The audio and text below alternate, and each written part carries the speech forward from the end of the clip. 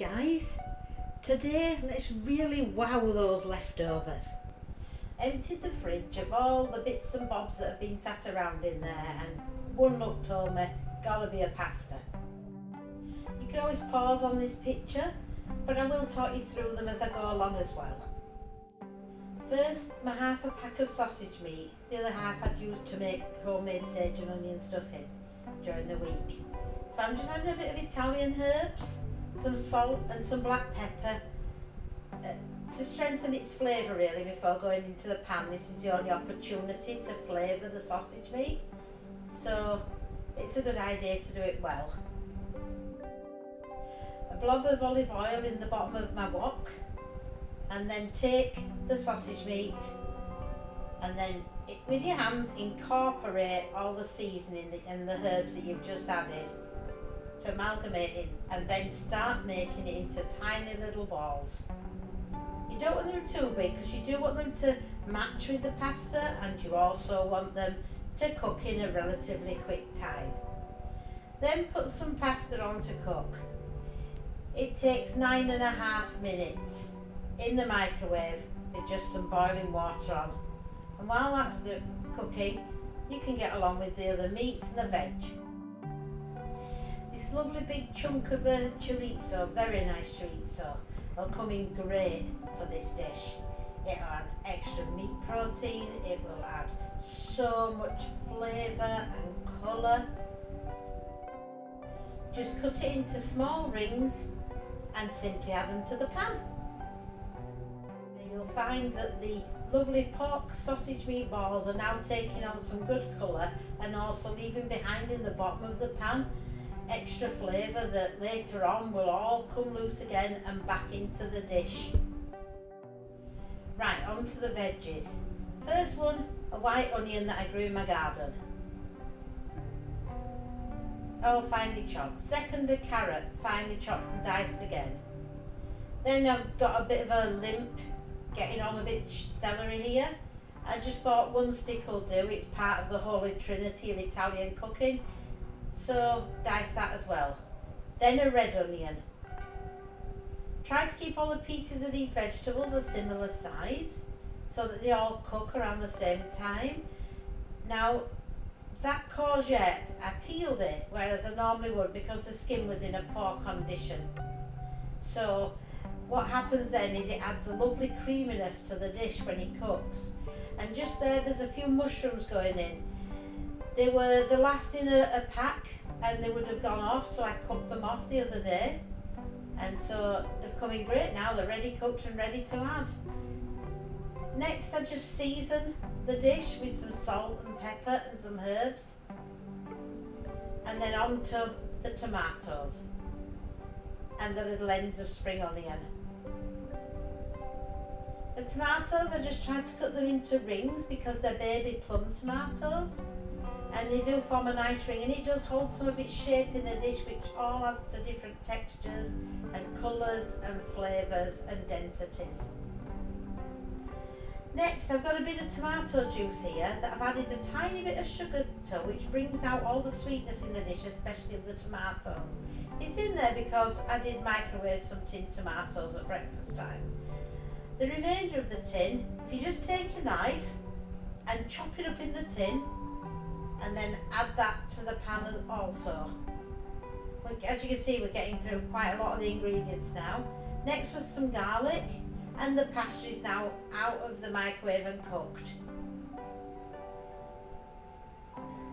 So, while the dish is cooking down, the pasta's waiting to be added, I've got a tiny bit of vegan margarine in this tub. Rather than bin it, I'm adding a little bit of garlic and a little bit of salt. And I microwave it for 10 seconds. And it's enough to melt all the little bits from the side down into the bottom. And once mixed, these are going to form my garlic butter. And you'll see in a moment what I'm about to use that for. Next, just check on your pasta dish and how it's cooking down, make sure it's not sticking. As you can see, it's got a little tight, so we're just using some of the pasta water into the dish to loosen it up, but also the starch in the pasta water actually thickens the sauce and adds another sort of creaminess to it. Right, take a slice of white bread, it happens to be white bread that I've got available at the minute, and a cookie cutter, and cut out circles of white bread. Don't worry about the little scraps around the edge. They were dried and made into breadcrumbs for the store cupboard.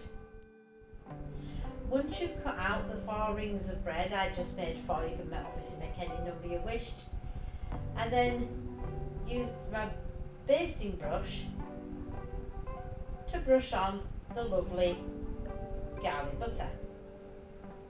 I did this to all 4 of them, giving them a reasonably good coating and making sure that I got quite to the edges. There's nothing worse than dried up crisp edges with no flavour, so I was careful to get to the edges. And as you can see, the margarine just lasted exactly for 4 pieces of bread. Part of the skill of using leftovers is to be able to assess by eye how far they'll go and what they're best able to be used for. Anyway, back to the breads. I've just put a little bit of the Italian seasoning on each bread, and on 2 of them I'm putting just the tiniest little leaf of basil. I grow this basil in my garden and in my kitchen. It grows like wildfire, so it's in abundance, thankfully. I then take some of the vegan cheese, the shredded type for putting on pasta and pizzas, and I form a little handful because it can be quite sort of firm, and I put it on 2 of them. When this toasts in the George Foreman, it goes crispy like grilled cheese, and it's so tasty and lovely crunch and texture. Really complements any sort of a pasta dish. I'll be honest, I think these little mini garlic breads that I make are quite the invention, because a lot of garlic breads tend to be too much bread or too much over salted garlic, the ones that I can buy. I don't find them that appetizing, but these, they're little bite sizes and they're not overdone in any way, and they just are the right amount to go with a dish that's already got a carbohydrate in it.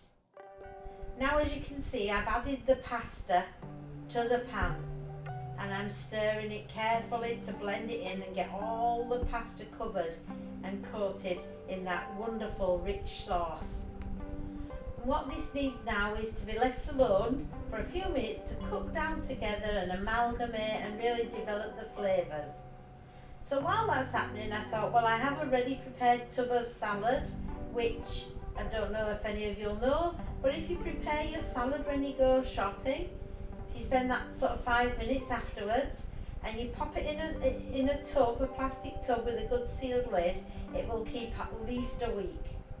So I thought, well, I'll just put out a side salad from my tub, and as you can see, once you've done that, the saving in time and effort and how available it is to you, just at a moment's notice like this, just to put a lovely colourful side salad with that refreshing light crisp juiciness compared to the richness of the pasta, to my mind makes that 5 minutes preparation very much worth it. Sorry it's just off screen there for a second or two, but I'm just basically picking out the bits of that salad. There's all sorts chopped up in there, just to make the salad look a nice balanced side dish.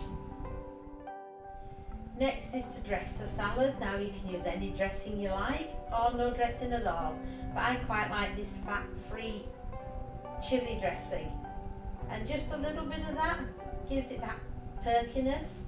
I then added a little red wine to the pasta dish just at this stage, and that just gives yet again another accent to the dish. At this stage I spend a minute or two just gently easing and turning and amalgamating all those lovely ingredients into a wonderful dish. and I felt that it needed another 5 minutes or so to cook.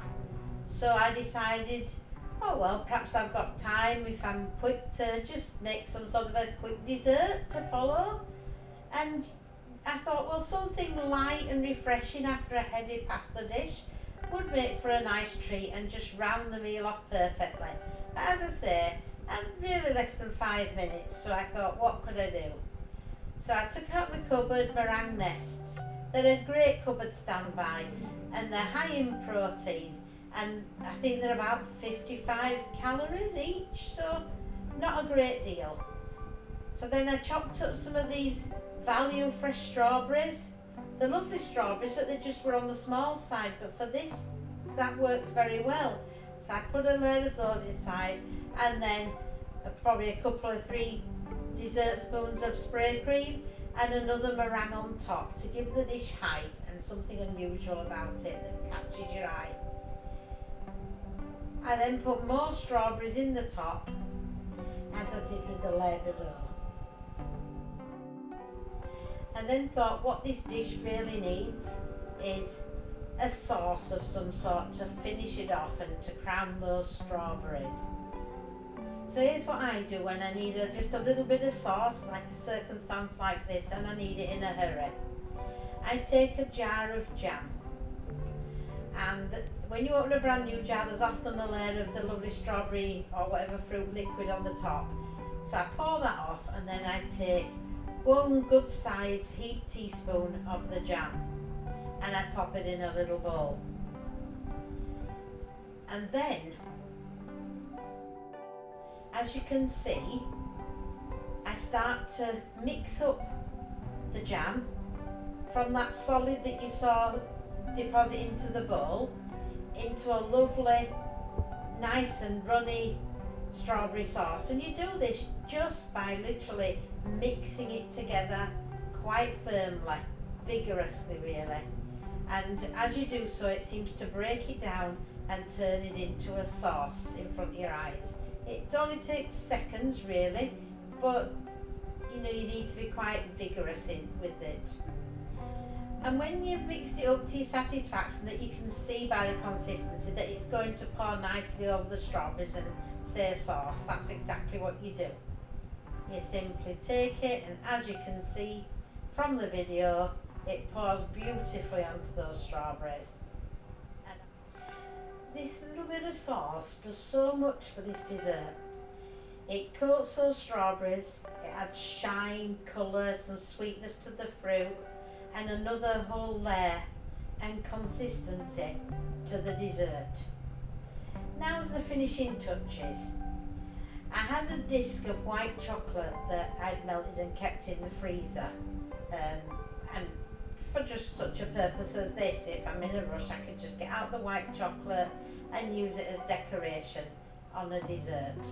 So I broke the circle in half because I only wanted a shard really to put on the side, and then some broken bits I put on the top, which really does seem to finish that top off nicely, and then just a liberal dosing of icing sugar, and it's ready to present. I think that dessert, it's likely it probably took me less than the 5 minutes to make. Anyway, now it's time to have a final check on my main dish, and if it's ready, plate it up. So a final stir and amalgamation to make sure everything's all mixed in correctly and all fully coated, and just look in that pan. Those raggedy ingredients have become that. That's why I think leftovers are like magic, and why I treasure them to make something wonderful from nothing really. And there's no denying that for most people, some of those bits, if not all of them, would have eventually ended up in the bin. And when you look what they helped become, I'm sure you'll agree that they deserve better than that, and you'll be glad that you didn't put them in the bin. And as you can see, as I'm loading the bowl, the density, the texture, the way it falls into the bowl just tells you that it's rich and filling and comforting and full of delicious flavours and deep richness. This is a very satisfying dish, and as you see, it's full of colour and textures and flavours and all those hidden veggies. Well, thanks for watching, and I'll leave you with some pictures to look at as you dwell on the fact that this took me 28 minutes from start to finish to produce. Yep, 28 minutes from the moment I walked into the kitchen to the moment the food was on the table. Now that's got to be worth it. The whole meal is dairy free and will have cost me somewhere around £2 a portion, excluding the wine of course.